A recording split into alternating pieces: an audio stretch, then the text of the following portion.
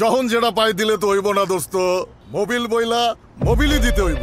Mobil বইলা table দিলে তো হইব না। ঠিক মোবিল দিলে ইঞ্জিনে গাছ জমবো না, ক্ষয় হইব না, অতিরিক্ত গরমও হইব না, গাড়িও যখন তখন বয়া থাকবো না। তাইলে এখন থেকে সব ট্রাকে মোবিল ডেলবেক লেজেন্ডই দিমু।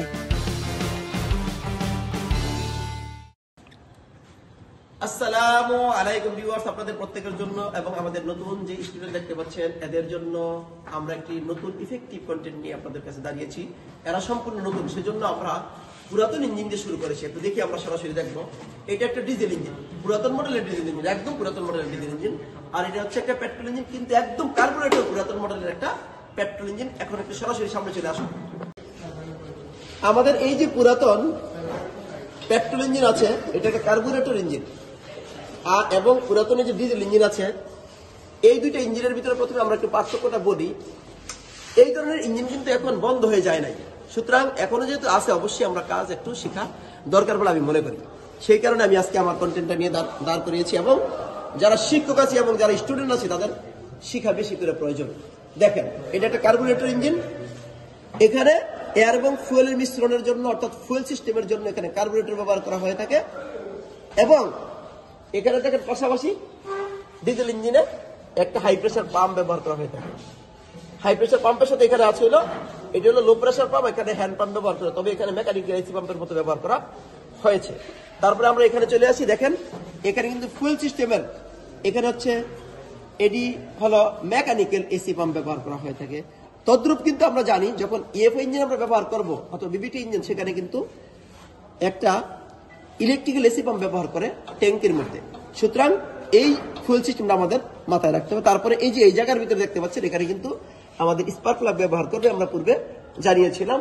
এবং ডিজেল ইঞ্জিনের ভিতরে আমরা চলে আসি। ডিজেল ইঞ্জিনের ভিতরে ব্যবহার করা যে এখানে ইঞ্জেক্টর ব্যবহার করে, একটা, দুইটা, তিনটা, চারটে, এরকম চারটে ইঞ্জিনের, চারটে সিলিন্ডারের জন্য চারটা ইঞ্জেক্টর ব্যবহার করা হয়ে থাকে। এখন প্রত্যেক জায়গায় কিন্তু এখানে ওভারফ্লো আছে। এই ইঞ্জেক্টরের ভিতরে ফুয়েল ইনজেক্ট করার জন্য যতটুকু ফুয়েলের প্রয়োজন আছে, অতিরিক্ত হলে এই ওভারফ্লো লাইন দিয়ে আবার কি হবে, ট্যাঙ্কিতে চলে যাবে। এই ওভারফ্লো লাইন আছে এখানে, এই লাইন দিয়ে আবার কিন্তু ট্যাঙ্কিতে চলে যাবে। সুতরাং এটা এই গেল ফুয়েল সিস্টেম। তারপরে আমরা একটু আসি, এই কার্বোরেটর ইঞ্জিন বর্তমানে কেন বন্ধ করে দেওয়া হয়েছে, একটু মনোযোগ সহকারে শুনতে হবে কথাটা। এই কার্বোরেটর ইঞ্জিনের কিন্তু সাধারণত একটু এখানে দেখি আরেকবার, এই কার্বোরেটর ইঞ্জিনের নিচে যে এই ইনটেক ম্যানিফোল্ডটা আছে, এই ইনটেক ম্যানিফোল্ডের কিন্তু আপনার 4টা সিলিন্ডারের সাথে সংযোগ দেওয়া আছে।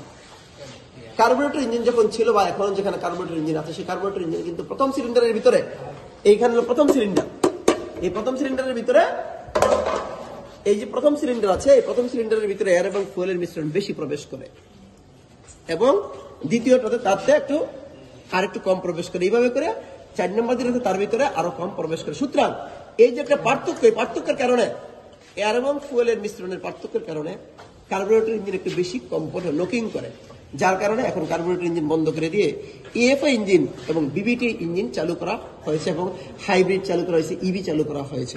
সুতরাং আমরা যদি এই কথাগুলা একটু খেয়াল করি, বারবার দেখি, তাহলে কিছু একটু শিখতে পারবো বলে আমরা মনে করি। এরপরে আসি, আমরা এখানে চলে আসি। ডিজেল ইঞ্জিনের শক্তি বেশি, আপনারা জানেন যে ডিজেল ইঞ্জিন সাধারণত কিন্তু পেট্রোল ইঞ্জিনের চেয়ে একটু বেশি ঠান্ডা থাকে, অর্থাৎ ডিজেলের স্পেসিফিক গ্রাভিটি একটু বেশি থাকে, পেট্রোলের স্পেসিফিক গ্রাভিটি একটু কম থাকে। তো এখানে ডিজেল ইঞ্জিনের ভিতরে যেটা আছে সেটা হলো, দেখেন এইটার ভিতরে হাই প্রেসার পাম্পে কি করবে, হাই প্রেসার পাম্পের মাধ্যমে, হাই প্রেসার ফুয়েলের মাধ্যমে কিন্তু এই ইনজেক্টরে ফুয়েলটা যাবে এবং সেখানে ইনজেক্ট করবে। দেখেন এই জায়গার ভিতরে, এইটার ভিতরে একটা কন্ট্রোল র্যাক থাকে, control rack, control slip, tooth quadrant, plunger, barrel, এই জিনিসগুলো কিন্তু তার ভিতরে থাকে। আমরা পরবর্তীতে চেষ্টা করবো হাই প্রেসার পাম্প খুলে সেগুলো দেখানোর জন্য। এখানে দেখেন এই যে কন্ট্রোল র্যাকটা আছে, কন্ট্রোল র্যাকটাকে কন্ট্রোল করার জন্য দেখেন এখানে বেকওয়াম সিস্টেম এটার ভিতরে আছে। দেখেন একটা লাইন, দুইটা লাইন দেওয়া আছে। যখনই মনে করেন বেকওয়ামের মতো টান, যখন বেকওয়াম সৃষ্টি করবে, বায়ু শূন্যতা হবে, তখন কি করবে, এই কন্ট্রোল র্যাকটাকে এদিকে টান দিবে, আবার ছেড়ে দিবে, টান দিবে, ফলে কি হবে, কন্ট্রোল র্যাকটা পরিচালিত হয়ে এই ডিজেলের প্রেসারটাকে হাই প্রেসারে রূপান্তরিত করে ডিজেল ইঞ্জিন সাধারণত কাজ করে থাকে। মোটামুটি আমরা যদি এইটুকু দেখি, তাইলে পরে এই দুইটার পার্থক্য সম্পর্কে বুঝতে পারবো। ধন্যবাদ সবাইকে।